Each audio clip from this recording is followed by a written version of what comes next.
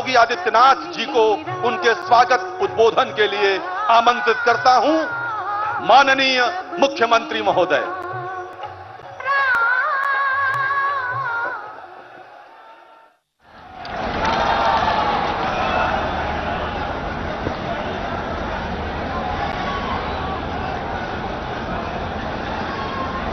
अवधपुरी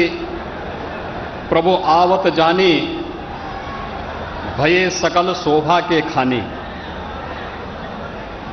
दीपोत्सव के षष्ठम संस्करण में आज पूरी अयोध्यापुरी इसी उत्साह के साथ उत्साहित दिखाई दे रही है, जब देश के यशस्वी प्रधानमंत्री जी का मर्यादा पुरुषोत्तम भगवान श्री राम के इस पावन धाम पर आगमन का समाचार यहां के वासियों ने सुना, प्रदेशवासियों ने सुना है। और ये हम सब का सौभाग्य है कि कभी त्रेता युग में दीपावली का आयोजन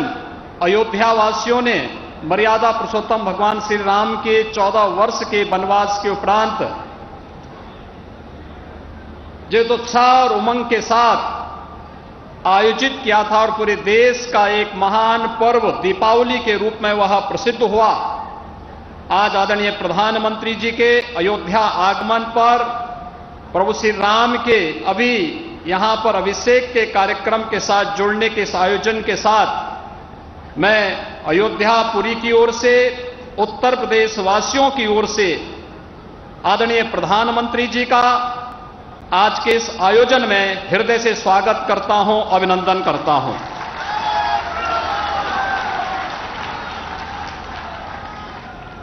आज के इस आयोजन में यहां पर श्री राम जन्मभूमि तीर्थ क्षेत्र के अध्यक्ष मणिराम दास सावनी के श्री महंत पूज्य नृत्य गोपाल दास जी महाराज, पूज्य संतजन, राष्ट्रीय स्वयंसेवक संघ के माननीय सरकारवाह और अन्य हमारे विचार परिवार के पदाधिकारीगण, उत्तर प्रदेश सरकार में मेरे सहयोगी आदरणीय राज्यपाल जी के नेतृत्व में मेरे साथ दोनों उप मुख्यमंत्री श्री केशव प्रसाद मौर्य जी, श्री ब्रजेश पाठक जी, श्री स्वतंत्र देव सिंह जी, श्री जयवीर सिंह जी, प्रदेश अध्यक्ष चौधरी भूपेंद्र सिंह जी, पूर्व केंद्रीय मंत्री और प्रदेश के प्रभारी माननीय श्री राधा मोहन सिंह जी समेत मैं आप सभी गणमान्य अतिथियों का, पूज्य संतों का आज के इस आयोजन में हृदय से स्वागत करता हूं, अभिनंदन करता हूं। भाइयों बहनों, हम सब जानते हैं अयोध्या कुछ लोगों ने अपनी कुत्सित राजनीति के लिए वीरान बना दी थी, लेकिन जिस अयोध्या के बारे में मर्यादा पुरुषोत्तम भगवान श्री राम ने स्वयं इस बात को कहा हो कि जन्मभूमि मम पुरी सुहावनी, उत्तर दिशि बह सरजू पावनी, आखिर वह अयोध्या कैसे वीरान हो सकती थी। आज से 6 वर्ष पहले आदरणीय प्रधानमंत्री जी के मार्गदर्शन, उनकी प्रेरणा से अयोध्या का दीपोत्सव का कार्यक्रम प्रारंभ हुआ, पूज्य संतों का सानिध्य प्राप्त हुआ, पूरी अयोध्या वासी उसके साथ जुड़ते हुए दिखाई दिए और लगातार यह प्रदेश का एक उत्सव, देश का एक उत्सव बनता गया। आज ये अपनी सफलता की एक नई ऊंचाई को छू रहा है, जब मर्यादा पुरुषोत्तम भगवान श्री राम के उन आदर्शों को अपने जीवन में उतारने वाले, उन आदर्शों के अनुरूप देश के अंदर राम राज्य की उस परिकल्पना को साकार करने वाले, जिन्होंने पिछले 8-8.5 वर्ष के दौरान देश के अंदर, जो हम राम राज्य की बात जब करते हैं तो संत तुलसीदास जी ने बहुत अच्छी व्याख्या उसकी कई की है कि दैविक भौतिक तापा राम राज नहीं काहू व्यापा। यानी चाहे वह आदि दैविक हो, आदि भौतिक हो, आध्यात्मिक हो, किसी भी प्रकार के दुख के लिए जहां कोई जगह नहीं, वह राम राज्य की उस परिकल्पना को, जो एक धार्मिक राज्य न होकर के 135 करोड़ लोगों की भावनाओं का प्रतिनिधित्व करने वाला, भारत का एक भारत श्रेष्ठ भारत बनाने की परिकल्पना को साकार करने वाला भारत की वर्तमान व्यवस्था। और भाइयों बहनों, पिछले 8 वर्षों के दौरान इस देश ने और दुनिया ने देखा है, हमने विगत 2.5 वर्ष के दौरान पूरी दुनिया ने कोरोना को देखा है, कोरोना जैसी महामारी का सामना किया है। लेकिन कोरोना जैसी महामारी के बावजूद लोकतांत्रिक मूल्य और आदर्शों का पालन करते हुए भारत की 135 करोड़ लोगों को अपने परिवार की तरह देखभाल करने वाले, फ्री में टेस्ट, फ्री में वैक्सीन, फ्री में उपचार और 80 करोड़ गरीबों को फ्री में राशन देने की व्यवस्था आदरणीय प्रधानमंत्री जी ने लगातार 2.5 वर्ष से पूरे देशवासियों को कर रहे हैं। बिना भेदभाव के कर रहे हैं, बिना भेदभाव के। हर गरीब के घर में शौचालय का बन जाना, बिना भेदभाव के हर गरीब के सिर को ढकने के लिए छत देकर के प्रधानमंत्री आवास की योजना को उपलब्ध करा देना, बिना भेदभाव के हर गरीब के घर तक विद्युत की लाइन पहुंचा करके उन्हें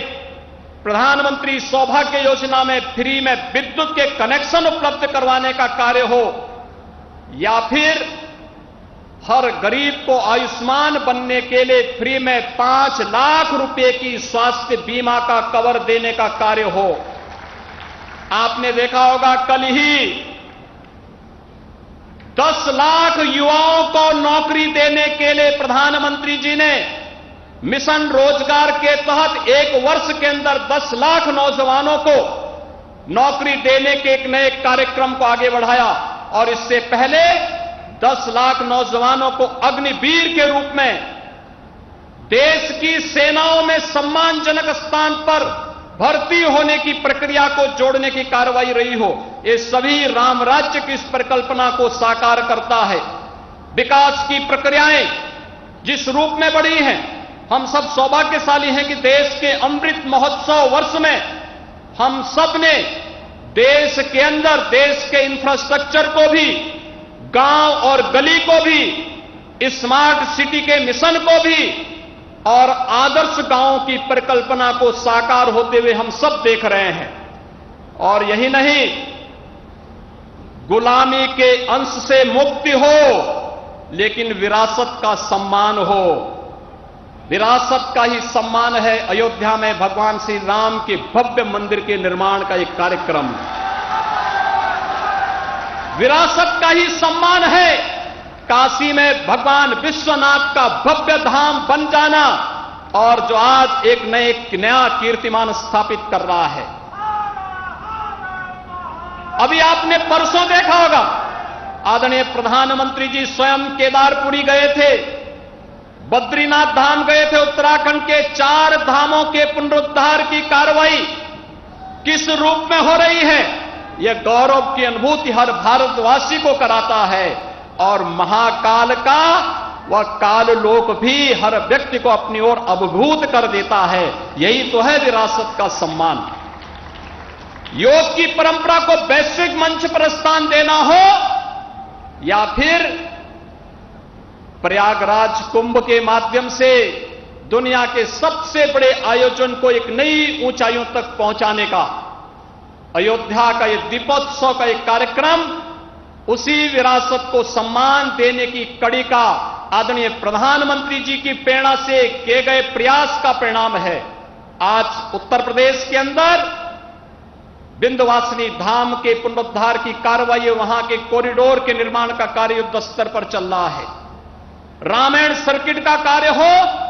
या कृष्णा सर्किट का कार्य, मथुरा वृंदावन के विकास को एक नया आयाम देने की कार्रवाई चल रही हो, या फिर बौद्ध परिपथ का कार्य हो, या फिर इस देश के शक्तिपीठों के पुनरुद्धार का कार्य,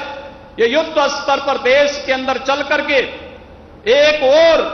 गांव, गरीब, किसान, नौजवान, महिलाएं और समाज के प्रत्येक तबके को शासन की योजनाओं का लाभ देना, और उसी का परिणाम है कि आदरणीय प्रधानमंत्री जी जब देश के अंदर किसी भी कोने में जाते हैं, पूरब में हो